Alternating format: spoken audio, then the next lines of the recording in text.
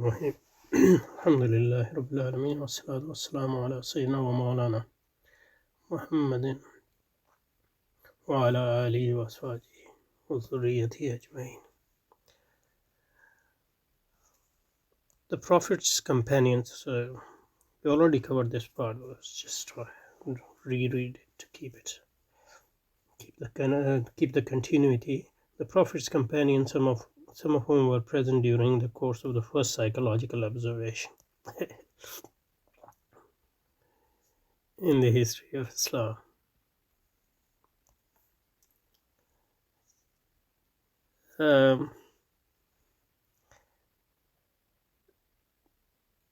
And even later traditionalists. I think because a lot of Islamic Iqbal's reading on Islam is in English. He's not an Islamic scholar in any sense of the word. Was well read, but most of his reading comes from English sources, sources in English. And even later traditionalists. So he uses their vocabulary, traditionalists. Traditionalists who took good care to record this important fact. Entirely misunderstood.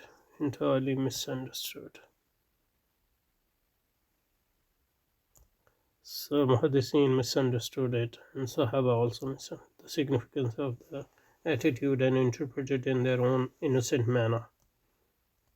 As I said, this sort of Islamic Iqbal referring or buying into the primitive man trope.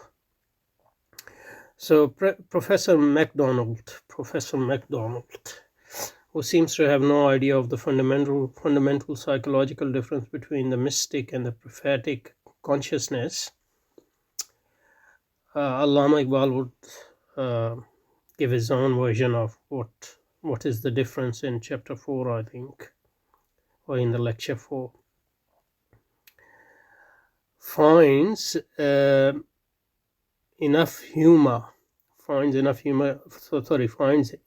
enough in the picture of one prophet trying to investigate another after the method of the Society of Psychical Research. A better appreciation of the spirit of the Quran, which, as I'll show in a subsequent lectures, initiated the cultural movement. So that's his whole point, that which terminated in the birth of modern empirical attitude. So the Prophet ﷺ and the Quran are the harbinger of the modern scientific method and modern scientific civilization would have led. Obviously, if you read Allama Iqbal's poetry, you will. So we are focusing on this. In a sense, it is not fair to Allama Iqbal in a sense, but we are focusing on this book alone because people generally read it on its own.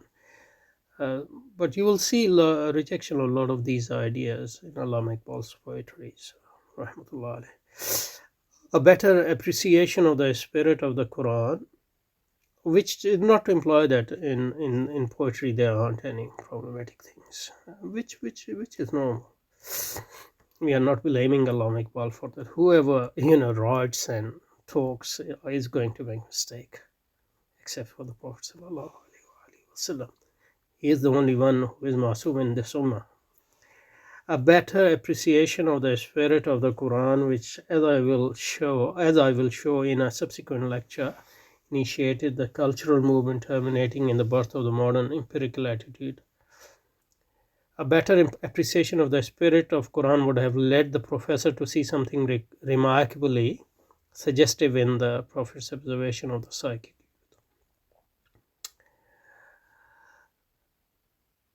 And this also, ignores the history of Arab tradition and the role of the kahins. These were very common things in that culture.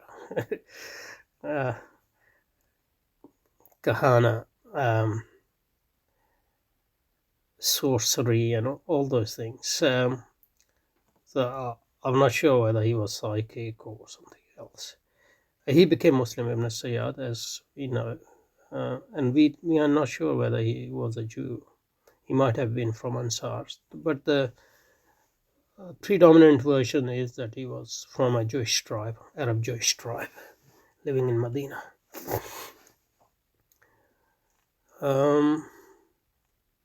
Okay, so cultural movement terminating in the birth of the modern empirical attitude would have led the professor to see something remarkably suggestive in the Prophet's observation of the psychic Jew.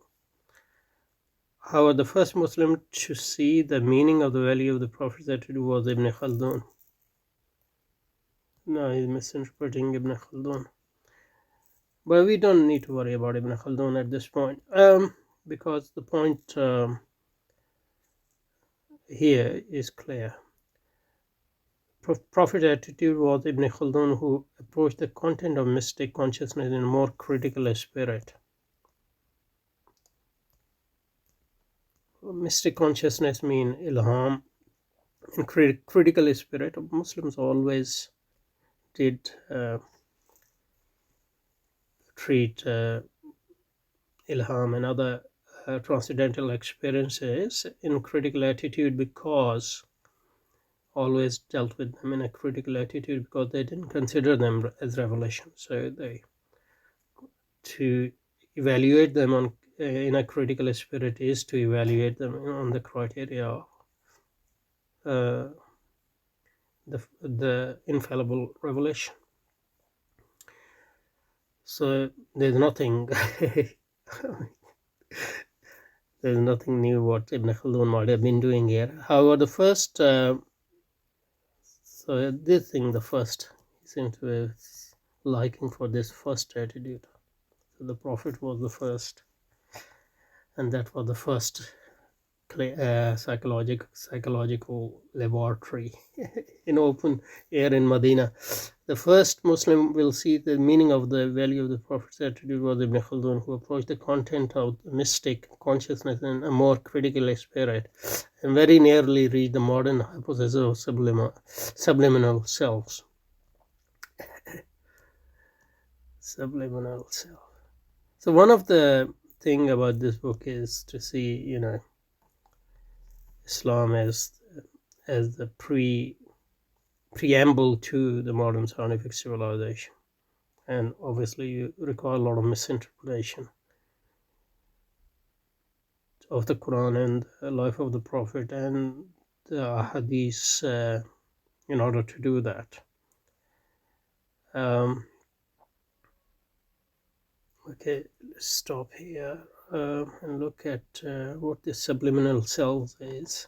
There's a footnote there. Also, Professor McDonald. I don't know Professor McDonald, but he was an American, probably American psychologist or a theorist on religion. In the note it says, okay, so the editor of this book, don't remember his name, don't know him, D.B. McDonald. So the McDonald wrote this book, The Religious Attitude and Life in Islam. This book, which represents McDonald's reputed Haskell lecture. So he is actually British, I think.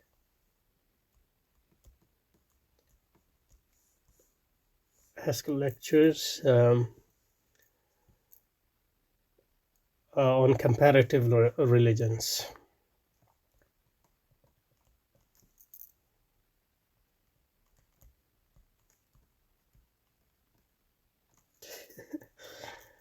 At Chicago University in 1906.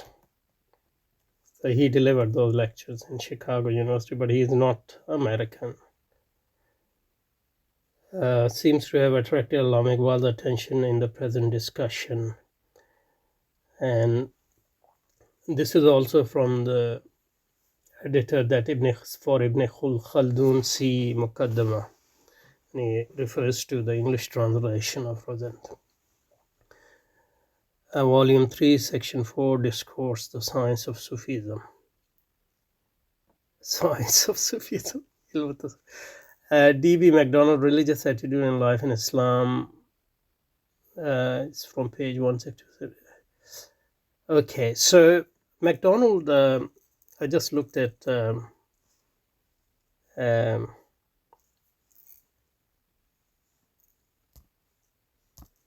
Wikipedia tells me that Duncan, that's his full name, Black McDonald. So it's almost a contemporary of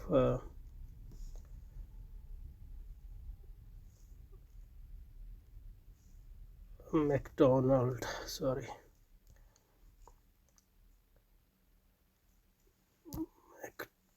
McDonald. A bit older than Allama Iqbal, but is almost his contemporary. Probably when Allama Iqbal was in Britain, he might have even known him there. So, it's not British. Why would I think that it is? Because he probably studied in Britain.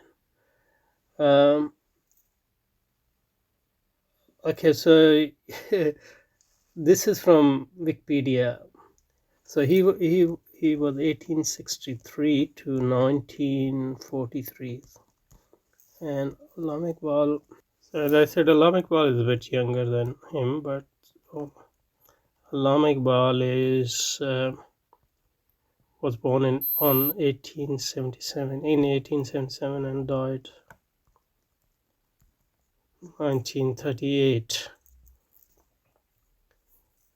So Duncan Black MacDonald, Wikipedia tells us he is an American Orientalist. American Orientalist, who was a pioneer of Arabic and Islamic studies in the United States.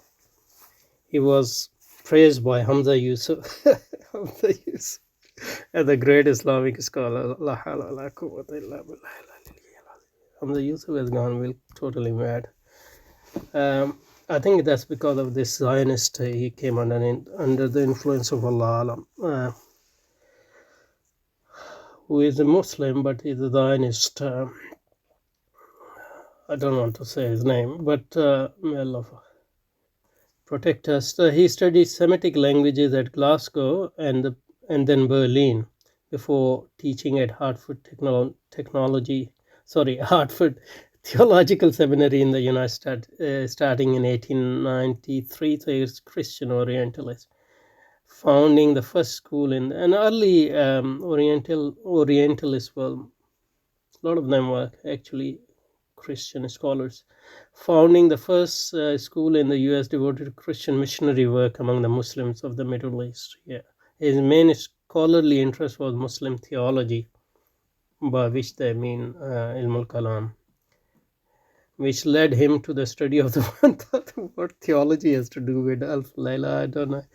And he believed that the night stories reflect the Muslim popular piety. Okay, that's enough for MacDonald.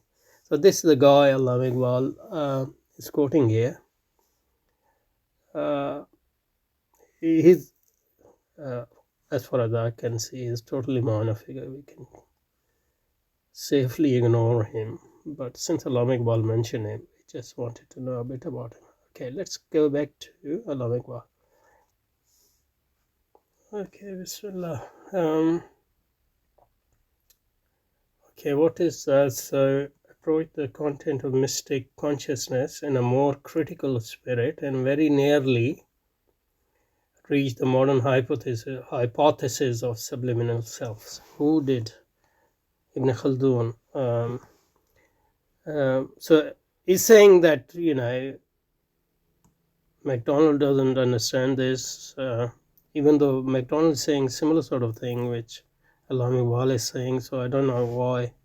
But we would have to look at MacDonald's book in order, if you are interested. I'm not, but... And then he says Ibn Khaldun actually understood this. and what he understood was the critical spirit, and the Prophet was showing the critical spirit too. And I think the mention of subliminal self is not part of the discussion. It's just tangential in that, but in the spirit of what Allama Iqbal is getting at, that is the great Muslim scholars, the Prophet ﷺ himself, and the Quran itself, and then the great innovative Muslim scholars, they were all doing things which led to the foundation of modern empirical attitude and scientific spirit, etc. Let's see what subliminal selves is, because the editor has some footnote. So let's read that footnote and then move on, or maybe stop for today. Okay. I think we should look at the footnote. That might be an interesting one. Okay, so this is from the editor. The term subliminal self was coined by F.W.H. Myers in 1890s, which soon became popular in religious psychology, to designate what was believed to be a larger portion of the self. So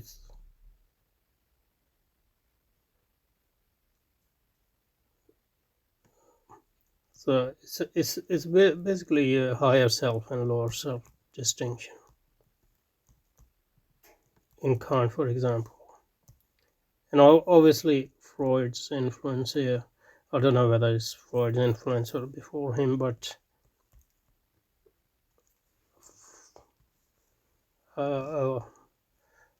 so Freud's distinction, Freud's differentiation of self into different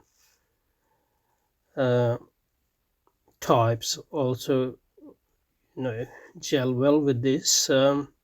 So subliminal self is basically a higher self. Obviously, a higher self can be conceptualized in very many different ways. So that, and depending on whether you are looking at it from the theoretical viewpoint or practical, or from the viewpoint of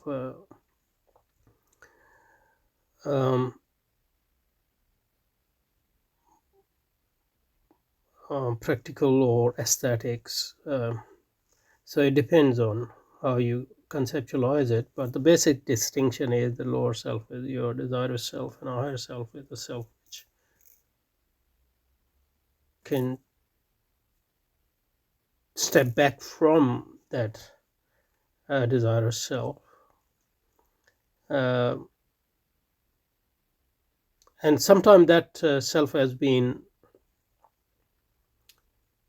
conceptualized, especially in communitarian tradition, as part of a larger cosmic self, as in Hegel, for example. Anyway, so the term subliminal self was coined by F.W.H. Myers in 1890s. And probably by F.W.H. Myers, not probably, but certainly F.W.H. Myers, he's referring to the British poet. This is from Wikipedia again. F.W.H. Myers, Frederick William Henry Myers, was a British poet, classicist, philologist, and a founder of Society of Psychical Research. Myers' work on psychical research and his ideas about subliminal self were influential in his time. So it's Allama Iqbal's time, so, but have not been accepted by the scientific community. And Allama Iqbal refers to some of the, most of the people, scientists and philosophers Allama Iqbal refers to in this book are mainstream, although they are the one, and that is to the credit of Allama Iqbal, who have actually developed critique of Western civilization, an imminent critique or an internal critique. But some of the figures he mentioned are not from mainstream. They are, marginal figures even, So Myers seems to be, his psychical research seemed to have not been accepted by the scientific community, so-called. So 1890s, which soon became a popular and religious cycle, predicting what we believe to be the larger portion of the self, lying beyond the level of consciousness, yet constantly influencing thought and behavior in a parapsychic phenomena.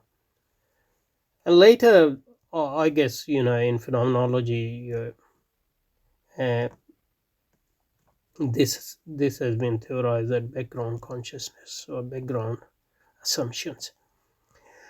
With William James, the philosopher and the psychologist, the concept of subliminal self came to stand for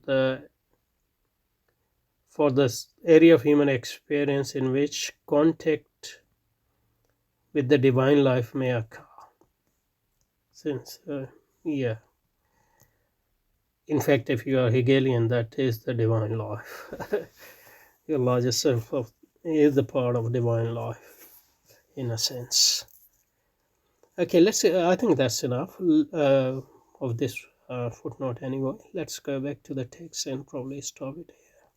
It's for your time already here. So that's part of, that's just sort of footnote here, what we did today, where Allama Iqbal is saying that a better appreciation of the spirit, which I will show in a subsequent lecture, and that lecture is referring to, I think, is lecture 5. So the better than Muhaddithin and Sahaba Ikram Ridwanullahi alayhim ajma'in shared the cultural movement terminating in the birth of modern empirical attitude, which have led the professor to see something remarkably suggestive in the Prophet's observation of the psychic Jew. However, the first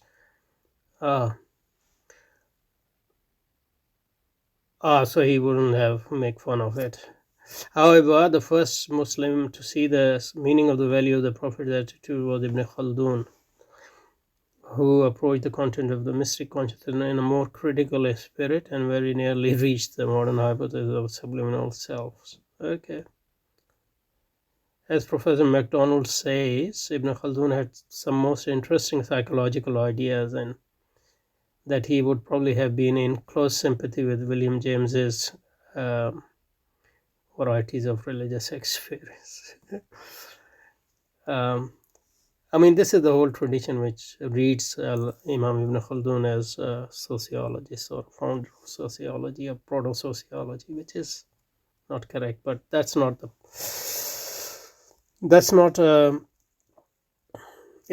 the place to start that discussion. So we'll stop here and I'll continue from here inshallah next time.